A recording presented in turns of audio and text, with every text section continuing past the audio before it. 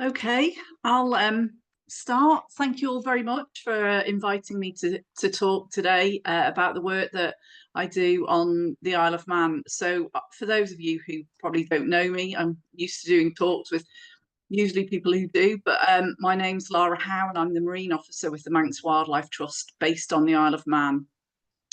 And one of the areas of work that I focus on is grey seals. Looking at their abundance and survival on the Calf of Man, which I'll talk a little bit more about. As Kieran's already mentioned, the importance about not disturbing seals. The work that we do on the Calf is done under licence from DEFRA, so your equivalent to DEFRA. We do under licence, and obviously the volunteers who undertake the work are under my sort of management to ensure that any impact is very much minimised in terms of us being on the Calf, and I'll talk a bit more about that. And obviously, wherever possible, you know, we keep as much distance as we can from the seals and minimise our interaction. But I'll talk a bit more about that. So we have two species of seals on the Calf of Man. We've got the Atlantic grey seal and also the common seal. However, the common seal isn't as common as the name would suggest. The majority of our population is made up of our grey seals. Probably about 95% of our seals around the Isle of Man are Atlantic greys, and this is where our work on seals focuses on. For those who don't really know much about the difference between the seals, the Atlantic greys are larger in size than the commons or harbour seals. They tend to have these large spot patterns that you can see on the left-hand side, whereas the commons tend to have smaller sort of pebble dashed little spots. Looks like someone sneezed on them. They're much smaller sort of spot patterns. The head shapes are quite different as well. Grey seals look more dog-like with the long Roman noses, and the common seals look more cat-like, a bit cuter looking, smaller head size.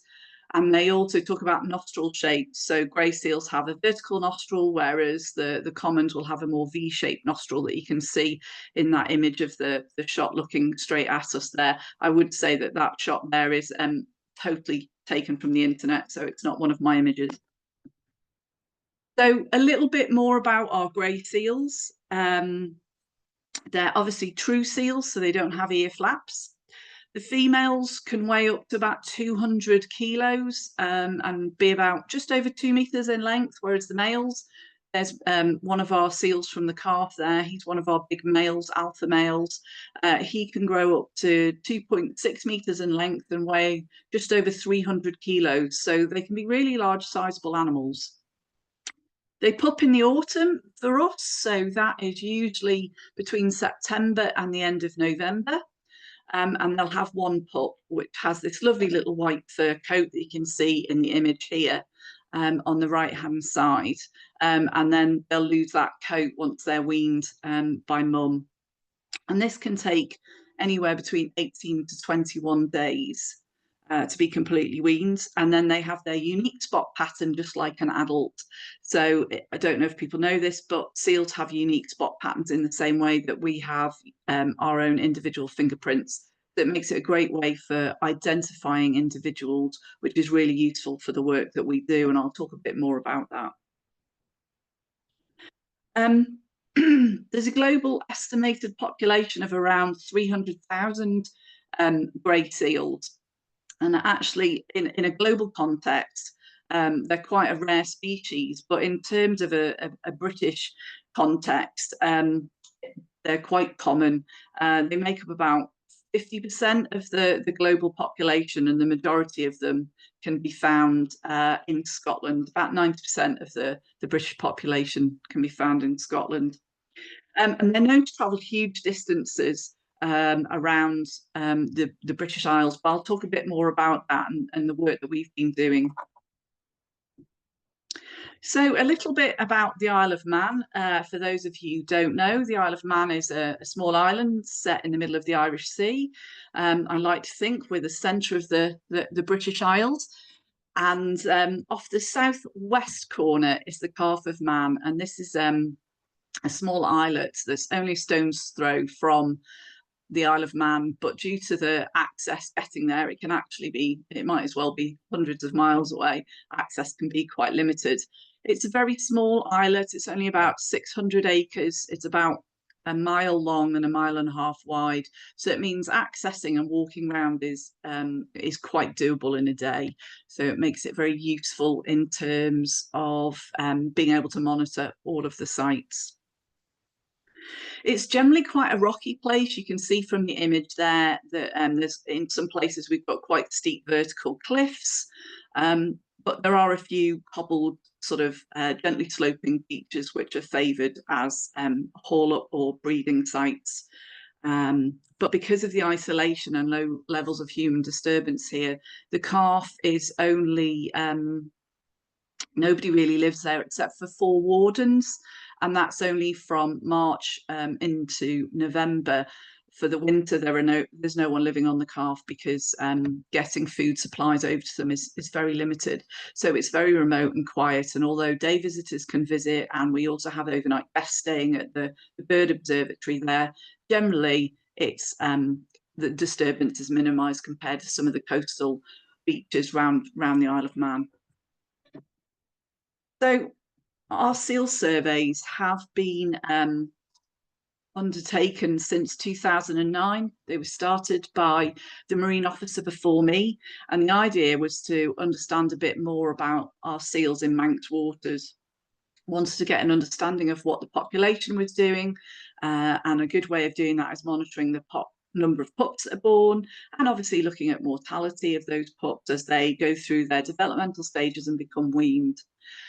Also, developing a catalogue of the animals. As I said before, they have this unique spot pattern that allows us to identify individuals. So we've built up this catalogue since 2009 of all the individuals that we have, and it allows us to look at how many of the seals are returning and maybe who are new individuals, and look at site fidelity. We know that some evidence suggests that seals are quite they tend to choose certain sites, they tend to favour certain sites. So we want to look a bit about that, and also behaviour, and more recently disturbance. As I said, although the calf is quite remote, it doesn't mean that it is it's we don't have disturbance issues. Unfortunately, we still do. So the seal survey methods basically requires us to walk around the calf. We divide the calf in half. The northern area gets surveyed one day, and then the next day we'll survey the southern half. And this requires the 2 seal volunteers to walk round the island, noting down which beach the pups have been born on, what stage they're at, photographing the adults. Our focus is very much on the females, pregnant females, and identifying them through the catalogue, but we will photograph all adults, and if time allows, then we would of course identify those as well. When we first started the catalogue, we would identify every individual that we saw on the beaches, but as time has gone on, as you can imagine, the catalogue's got quite wieldy, and currently it's all done by eye, so it takes a lot of time. So the afternoon, once we've walked around the island, we would then sit and go through the photographs and compare them to the catalogue and update any of the spreadsheets and the databases. So you can imagine it's quite time consuming. And we have 2 volunteers that go over for 10 weeks. They go over at the beginning of September, and they'll stay till the wardens come off. And you can see in the picture here, this is one of the volunteers precariously perched on the cliff edge, trying to look for seal pups in this cave here. It's known as Smuggler's Cave, and it's got a couple of really bright white granite rocks in there that look just like seal pups. So they always catch us out, but I'll talk a bit more about it. But actually we found a way to get around that. So that's sort of what we tend to do. And the idea is that we take photos of the headshots. So we'll have a left side and a right side of all the individuals where we can. And that allows us to build up the catalogue. Obviously, they're not always accommodating, and they don't always, let you photograph both sides. But the idea is hopefully that through the days and weeks of the monitoring, we get those shots from both sides. I'd also say that when we first started, it took time to build up the volunteer base as well. So I'll talk a bit more about it, but actually when we first started, it was a shorter survey period, and we had quite a few volunteers who'd come for a week or 2 weeks, and we'd have a changeover. But through this, we've decided it's best to have 2 volunteers for the full period of the time, and that's allowed for better data management and understanding of what's going on with our seals. And of course, we'll monitor the pups through their developmental stages. So we've kind of upskilled a little bit, and we wanted to introduce some other ways of looking and studying the seals, and the trail cameras have been a really useful way of that. This is one you can see here in one of our main harbours. This is Grants Harbour, and the idea is that it'll help us monitor the pups and the adults when we're not around, when we're not watching, and also to help us confirm which pup belongs to which mum. That's also a priority for us, so we can monitor the mums and how they're doing each year. We also want to look at disturbance. So this is a working harbour. It isn't one that's used very often, but you can see it's quite small and narrow. So it's looking at if any boats come in, what disturbance effect that might have on the mum or the pup or their bond or anything like that. So it's really good. But of course, what we're keen to try and capture is a birth, a pup being born. We've seen 1 or 2 over the years since the surveys have begun, but we haven't managed to capture one until last year. But I'll come on to that. But that would be something we'd really like to be able to see. So in 2023, we managed to borrow a thermal camera. And this was just like a monocular that allowed us to sort of look for seals and the pups more closely. As I said, some of the sites around the calf are very high up, and being able to look down onto the rocky areas or some of the beaches is very, very difficult, and difficult for the volunteers and dangerous because they're quite steep cliffs in places. And as I mentioned, Smuggler's Cave has this really lovely deep cave system, and with these lovely white granite rocks, and you can never tell if it's a seal pup until it moved or whether it's one of the granite rocks. So the thermal camera really helped in 2023. But still wasn't quite good enough for what we wanted. So in 2024, we were really, really lucky. We got some funding that allowed us to buy a thermal drone. And here's some of the shots that we have here. So not only did it help us find the seals, and they're very good at hiding from us, as you can imagine, and blending very well to the rocks. But also it minimized our disturbance because we could fly the drone at really high above the area, so at least 50 meters to minimize any disturbance. It also is much safer for the volunteers because it meant that they could be doing it further away from the cliff edges, so they weren't putting themselves at risk either. And you can see from the images here, the image on the left, there's a tiny little dot, hopefully you can see my mouse there, of this little seal pup, and then we've managed to zoom in from the same height and actually be able to see it. And because of the thermal capabilities, they stand out, as you can see, like a sore thumb. It also helps us identify any dead pups as well. And the image on the right, you can see if we're looking down just with the naked eye, with the image on the right, they're very hard to spot. But with the thermal drone, they're really, really easy to see. And also the zoom capabilities of the drone has been fantastic, which we hadn't really sort of factored in, but it's so good. It allowed us to zoom right in, and we've been able to do half decent photo ID matches with it. It's not absolutely pin sharp, but it's good enough for being able to do the ID matches, which has been absolutely fantastic.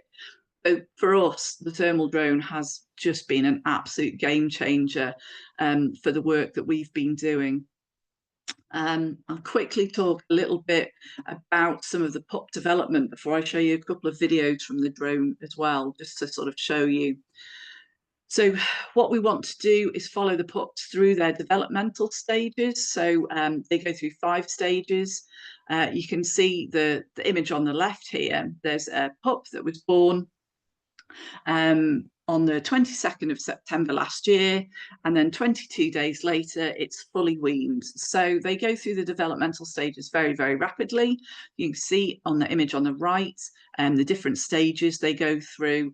Effectively, they're just a little bag of bones, very skinny, and then they start putting weight on quite rapidly. And this is because mum's milk is about 50% fat, so it's like the worst diet ever. They put on about 2 kilos a day, and can really get quite sizable, which is great. And once they're fully weaned, they lose that white fur and they have that unique spot pattern. And that's when mum will mate again with any of the males that are in the area, and will effectively abandon the pup, and it's left to fend for itself. So at this point, it might go straight out to sea, but quite often, a lot of the times, it'll just hang out on the beaches for a little bit and maybe start moving around to some of the other sites that we might find.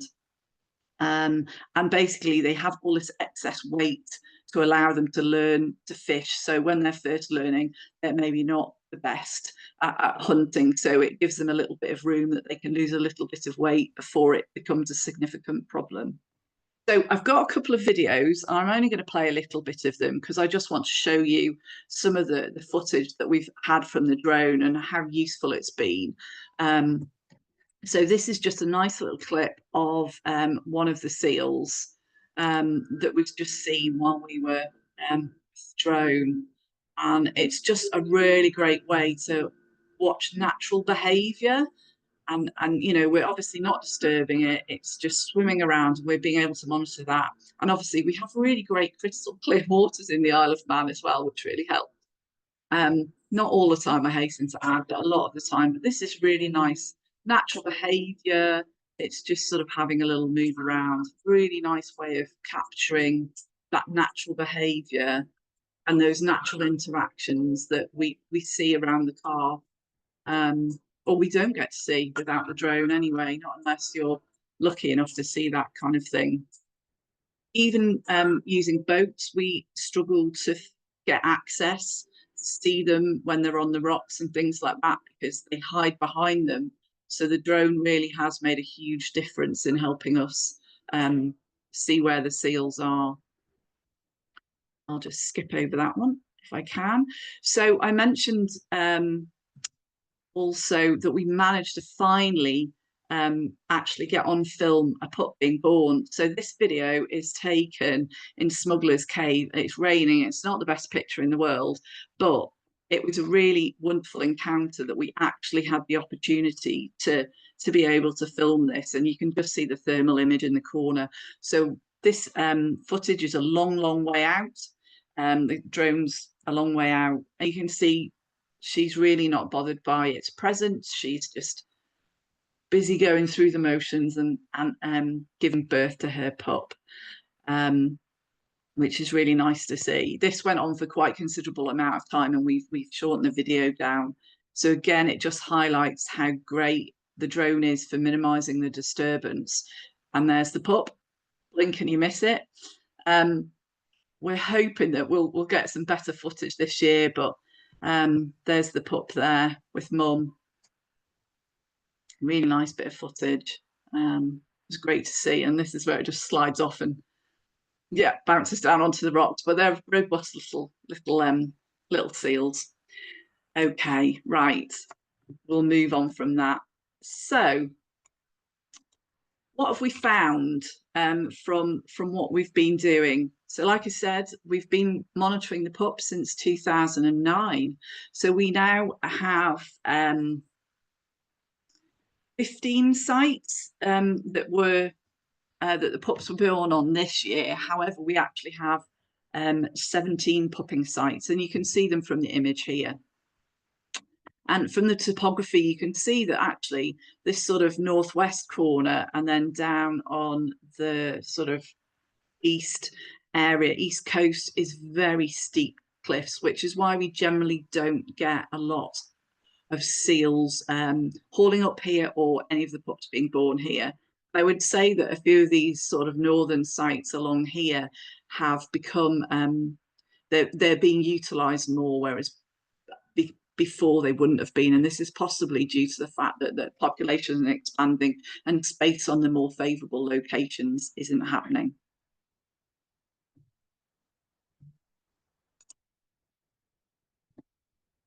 So number of pups, last year was our record year with 98 pups recorded. It's obviously the highest number that we've had.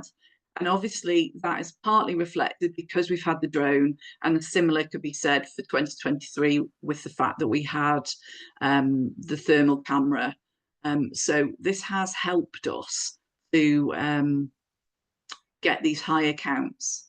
So you can see when we started in 2009, numbers have increased to a peak in 2016, and this increase, I have to admit, is partly due to the fact that there's been an increase in effort in terms of the weeks we've been available to do the surveys and the volunteers and how the system has worked. But I think to some extent we kind of reached carrying capacity around, or overshot carrying capacity in 2016, and then we've had this sort of plateau in the sort of 60s, late 60s for a while, and then, as I said, the last 2 years we've had some kind of good step up in the numbers. Again, like I said, I think this is because we've had improved technology and the surveys have been that little bit longer.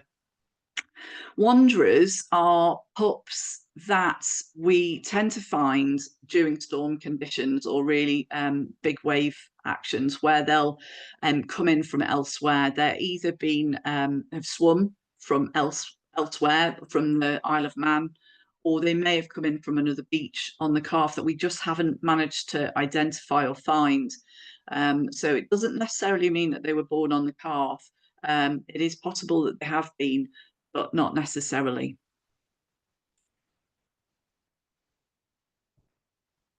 So we've been looking at the spread of when the pups are born. As I said, we start the surveys early September and run till November.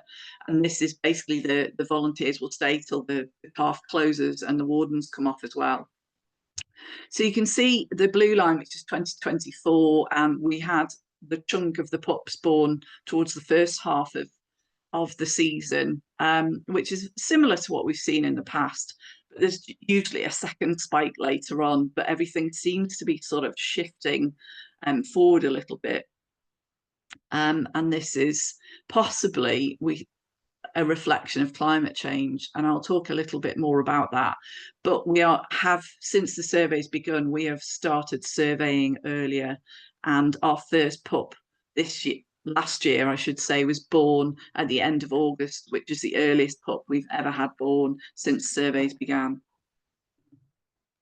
Obviously, talking a bit about mortality, you can see from the graph that we had a large number of pups die this year, and obviously it's quite unusual. It's about just under 17% of the population, and the average is just under 6%. So it is quite a big change, and also it leaves us with many questions as to why that might be. Storms play a huge part. I'm sure if you follow any of the colonies anywhere around the UK, you'll know storm conditions play a huge part in that normally. If there's big storm events, you'll guarantee there'll be several, a sizable percentage that are lost. 20, I can't remember which year it was now, but Storm Ophelia had a large impact on many of the colonies. And we think some of the reasons we've been monitoring is stillborn pups. We had 5 this year, which is quite high for us. We normally have lower numbers than that, obviously a bit linked with storms. They disappear as well. We talked about the wanderers, so it could be that there's a potential that they may have died for some reason, but because we haven't found the body, we can't say for definite what's happened to them. It could be that they've moved to another area, or that they have died, but we just haven't found the body. And then sometimes we get unknowns. Sometimes it could be viral. We haven't got the capacity to be able to, the resources to look into that aspect of the work. So we do wonder if bird flu plays its part as well. We've obviously there's evidence now that says seals can contract bird flu. We've not been able to do any testing here on the island, so we don't know if we've had any seals with bird flu or not. Unfortunately, we generally, when they wash up, they're not quite fresh enough, so it's not always an option.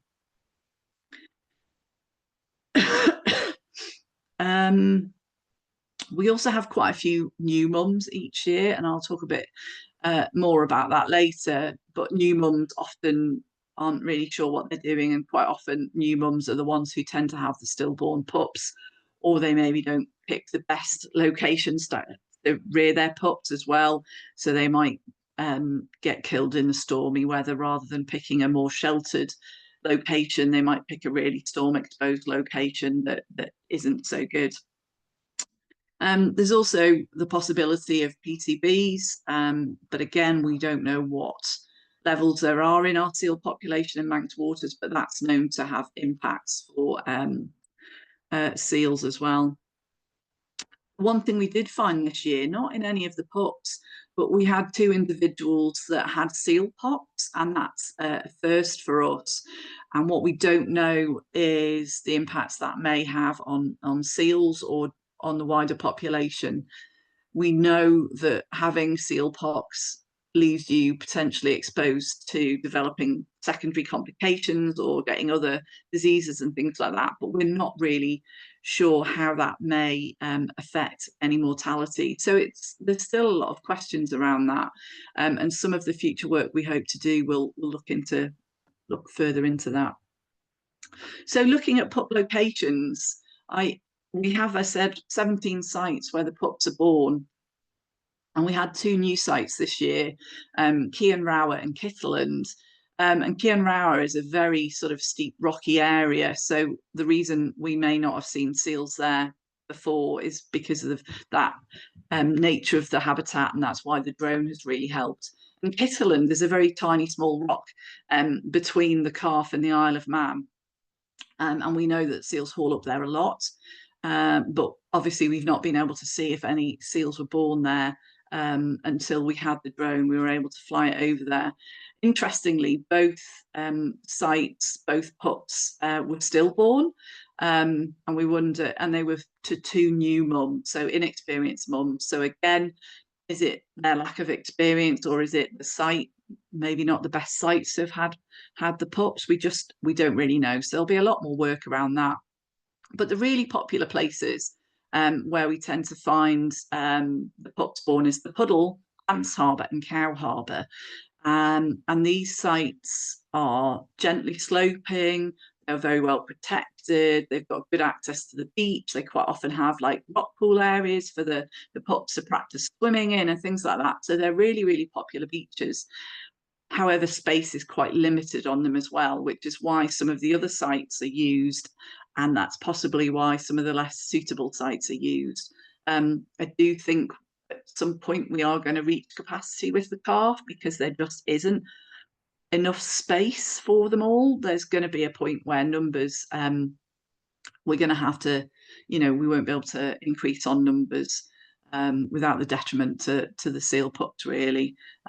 There's not many places where they can get out of really stormy weather, other than sort of places around Cow Harbour and the Puddle, and South Harbour as well is another good place. But the reason why South isn't really utilised is because that's the harbour where the weekly deliveries come in for the wardens and any supplies for the wardens. So I'll talk a bit more about that, and it's the main harbour that gets used by visitors as well. So you've got to, the seal mum and pups have got to be kind of fairly hardy to this kind of level of disturbance. So a little bit about site fidelity here as well. Seals do show some site fidelity. There's evidence of it before. They often will come back to the same places. So we wanted to look at this on the calf. So we divided the calf into sort of 7 sections and looked at females who pupped last year and females that pupped in 2023, and looked at whether they came back to the same sites or whether they came back to the same sectors, or whether it was a new sector. And interestingly, 52% came back to the same site, which we weren't that surprised by, because, you know, if they've had good pup success the year before, that makes it more likely that they'll come back there. And then there was a small percentage that then moved to sort of within the same sector nearby. Maybe there wasn't much space at their preferred site, so they've moved somewhere else quite low. But what was quite interesting was actually a large percentage were actually going to new places entirely. So that was really interesting. But there is a lot of uncertainty around site fidelity, and we're still trying to understand that better. And hopefully, as we continue with our work, we'll be able to look at that more. Just on this very briefly, before that, there is some evidence to suggest that mature females are pupping earlier as a result of climate change. And there is some research out there that was discussing that a 2-degree increase in water temperature led to 7 days pupping earlier. It was some research that was done in the UK, I think by Swansea University. So we thought we'd have a look into that. So looking at previous years, 51% from last year, from 2023, so compared to 2024, 51% of mums pupped earlier. And the majority of these 51% were actually mature females. 15% on the same day, and then 34% were later than the previous year. And actually, these were new, young, inexperienced mums. So it would sort of suggest that. And as I said previously, our seal surveys have started since the surveys began in 2009. We've actually started surveying earlier and earlier. So we now start on the 1st of September. And as I said, the first pup was born on the 31st of August last year, so we still missed the first pup being born. So there's obviously something going on there, and they think that it is linked with warming waters, but there's still more research to be done on that. So as I said, part of the work that we do is to catalogue all of the adult seals that we find there. So we know from the catalogue we have 62 males and we have over 600 females now.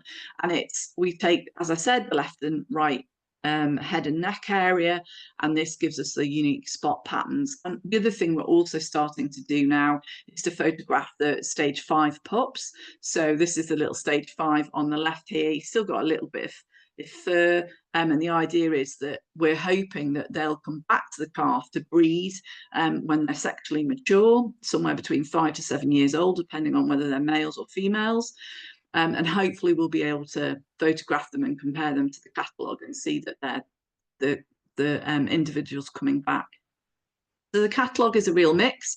A lot are returning seals, but a lot of new seals. So this is where the idea behind photographing the stage 5 pups is to see if they're pups who were born here who are coming back, or whether they are new individuals that have come in from somewhere else, from a colony elsewhere, and decided that they want to pup here. So it'll be really interesting to see what happens over the next few years. We do have one female. She has pupped every year since 2009, except for 1 year. So she's our oldest lady who comes back year after year. So and she's still going strong, which is really, really nice. And this is the great thing about the photo ID work, that we can narrow in on that and follow individuals and follow their stories. So it's really, really interesting. Also seal movements. So as I said before, with the spot patterns, it allows us to identify individuals. So we've been speaking to Sue Sayer down in Cornwall, who does a lot of work around seal monitoring. And we shared our photo catalogue with her, and we have an overlap. Our 079 is also known as Tulip Bell, and this is a picture of Tulip Bell here.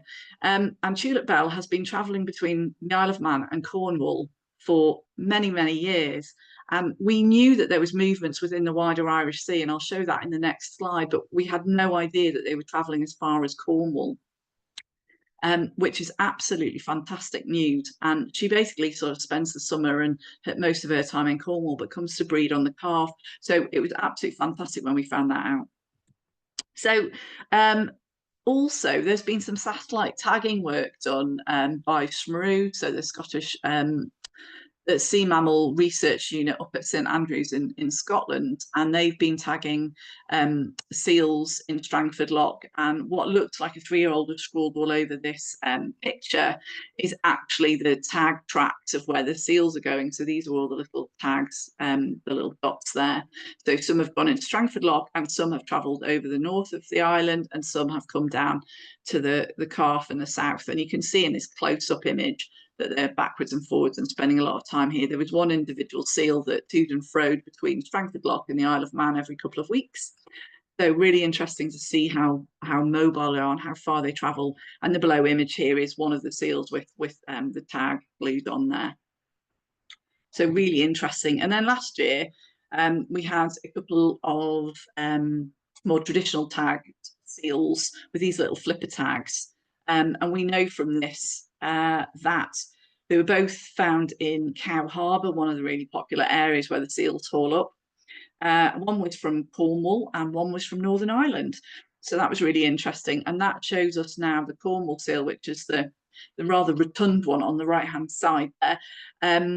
That's the third link we have with Cornwall, the third seal that now links to Cornwall. So they really are travelling sizable distances, which is great to see. On a bit of a negative side, we do have entanglement issues on the Isle of Man. We're not exempt, and neither is the calf. And this is a seal here from last year that was taken using the drone from a distance. And you can see they've got filament sort of fishing line around their necks. It's a rare sight. It doesn't happen very often, but it does. But I'm very pleased to say through the monitoring that we've done, mum and pup were both doing well and survived the season. So we'll be able to keep an eye out for her next year, and hopefully she'll have another pup next year. So just to summarise then, our pup numbers are increasing. Yes, some of that is linked to improvements in technology, but it is also linked, to the fact that the population is doing well on the Isle of Man, as has been seen around the British Isles. The mortality is increasing, and that is somewhat concerning, and what that might be related to, we're not really sure. As I said, it could just be new mums, because we've got more new mums. They're still sort of finding their feet, and stillborns are likely to be increased. We just don't know, but I think it's an area of research that we need to learn more about. Obviously, they're very mobile. That last couple of slides showed that, moving between Cornwall and the Isle of Man is nothing. Disturbance is an issue. I didn't really get a chance to talk about this actually, but South Harbour, which is the main harbour where all the deliveries come in, and also the day boats and things like that, the pups and are born at South, and we get a mixture of mums. Some mums are really chilled out about it. They're mums that have been there before, and they know people stick to the path and they're okay. Other mums can be really quite aggressive, and it can actually cause quite an issue for us getting supplies and deliveries on and off, and obviously isn't safe. So we do get a mix there, but as more and more people visit the calf because they're hearing about how wonderful it is, that is a bit of an issue that we have sometimes in the autumn. So in some ways the stormy weather is great because it stops people going out, but obviously not so good for the pups from stormy conditions. And the modern technology, I said, like the use of trail cameras and the thermal imaging drone has been an absolute game changer. It's made things so much safer for the volunteers who are doing the surveys, but also it minimises disturbance, and that's really, really important to us. As I said, we do this work under licence from DEFA, but we still do everything we possibly can to minimise that. And then just to conclude, I mean, we have so much still to learn. The more we're there, the more questions it creates. You know, we wonder about certain behaviours and what's happening and going on. And we're hoping to work more closely with universities who might be able to help us do some research and understand that more. So last year we worked with Plymouth to collect some genetic samples, and one of the volunteers works closely with Plymouth, and they we're collecting genetic samples so we can look at the genetic health of the population around the calf. So this might give us some interesting information. So watch this space, and maybe I'll come back in a few years' time with an update on where we've got to on that. But that's where I'll end. So thank you very much. And I'll stop sharing my screen.